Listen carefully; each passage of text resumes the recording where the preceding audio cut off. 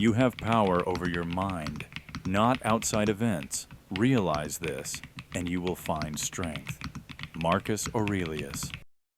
Let me ask you something. When was the last time you paid attention to the voice in your head? Not the words you speak out loud, not your to-do list. I mean that constant little narrator inside, always talking. You know the one. It says things like, "Why did you do that? You're not good enough. She doesn't like you. Everyone's judging you. You're behind. You're not ready." It never shuts up, does it? And here's the wild part. That voice isn't actually you. I know, that sounds crazy, but stay with me. See, most of us go through life assuming that voice in our head, that non-stop chatter, is us. It sounds like us. It uses our fears. It remembers our past. So we think, well, that must be me thinking. But what if it's not?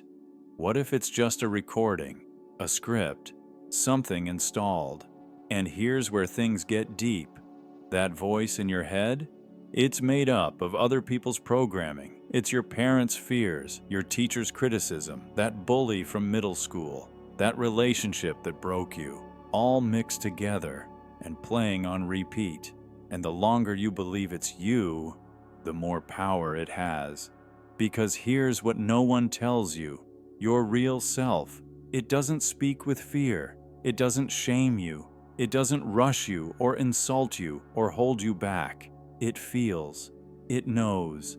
It listens. It observes. That real part of you, the deep, still part, it speaks in whispers, in energy, in knowing.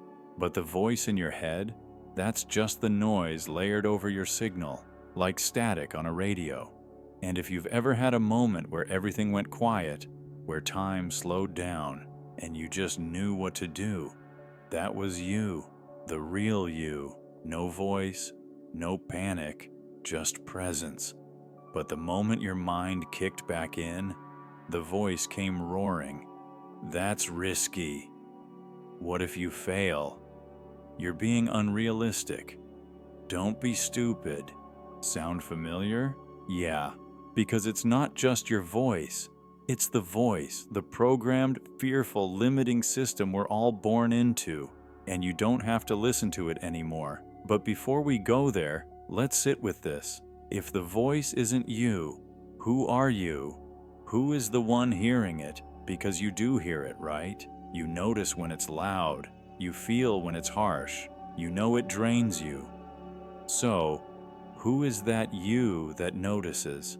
That's where the real magic starts, when you realize the one observing the voice is you. Not the one panicking, not the one overthinking, not the one spiraling. You are the one who sees all of that, the calm awareness underneath it. And when you start living from there, everything changes. You stop reacting, you start choosing, you stop being a slave to thought and become the watcher of it. So yeah, that voice in your head isn't yours, but your awareness of it, that's your power. And if you're feeling this even a little, go ahead and subscribe. One click. Let's keep going. So now you're probably asking, if that voice isn't really me, how the hell did it get there? Simple. It got installed. Not all at once, bit by bit. Every comment, every fear passed down. Every moment someone told you who you are, and you believed them. Don't be too loud. You're too sensitive. Get your head out of the clouds. Be realistic. You'll never make it. They weren't just words. They became your inner dialogue. And the craziest part, it doesn't even sound like them anymore. It sounds like you. So you trust it, even when it's toxic, even when it's abusive. You trust it because it lives in your own voice. And that's the trap. It's like malware running in your mental operating system. And if you don't pause to question it, you'll mistake it for intuition. But intuition doesn't speak in fear. It doesn't shame. It doesn't push. It nudges. It feels like peace. It arrives with clarity. So what's the difference? Here's a trick. Fear is loud. Intuition is quiet. The inner voice that screams, "Don't do it." That's programming. The gentle inner sense that whispers, "This feels right." That's you. And the more space you give yourself, the more you'll start to hear the real voice. But space is the one thing most of us never give ourselves. We fill every moment. Music, podcasts, scrolling, noise, busy work. We avoid silence like it's the enemy. But silence, that's where your truth lives.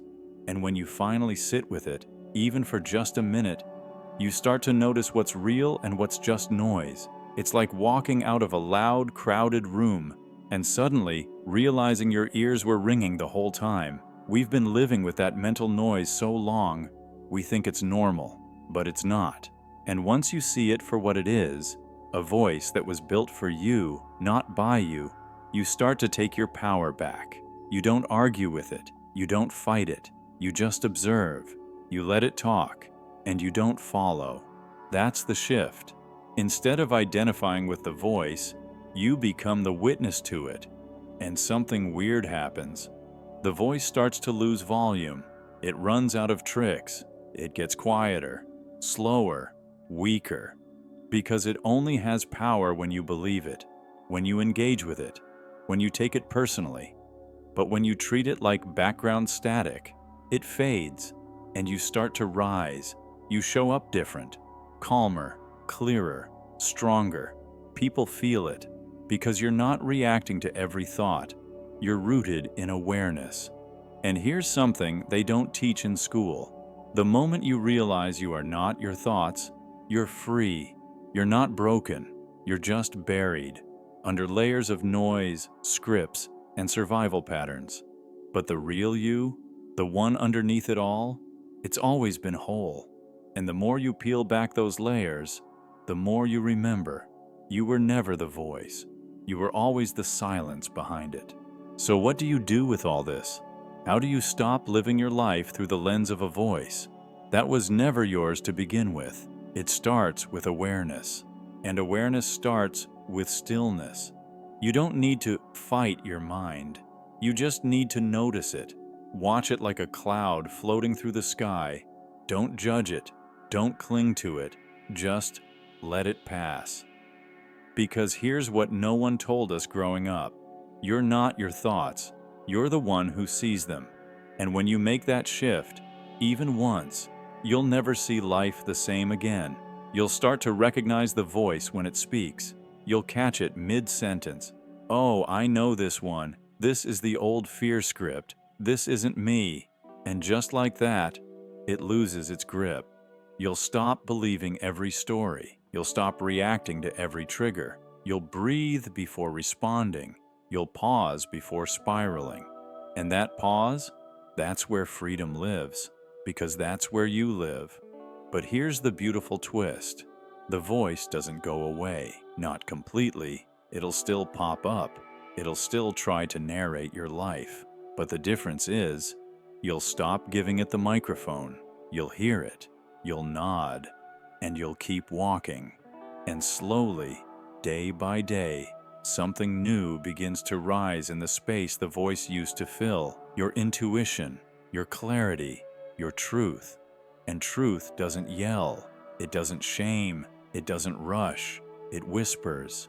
It glows. It guides. That's the real you, the one you were before the world told you who to be. And the wildest part? That version of you has been patiently waiting this whole time, right behind the noise, waiting for you to notice, waiting for you to remember. So here's the invitation.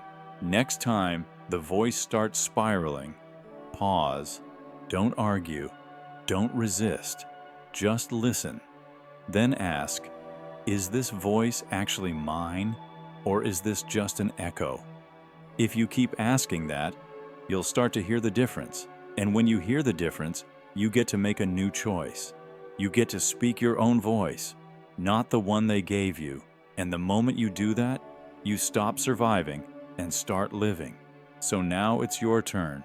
What's one thing the voice in your head has told you over and over that you now know isn't true? Drop it in the comments. Name it. Expose it. Take your power back. You're not the voice. You're the one who's waking up.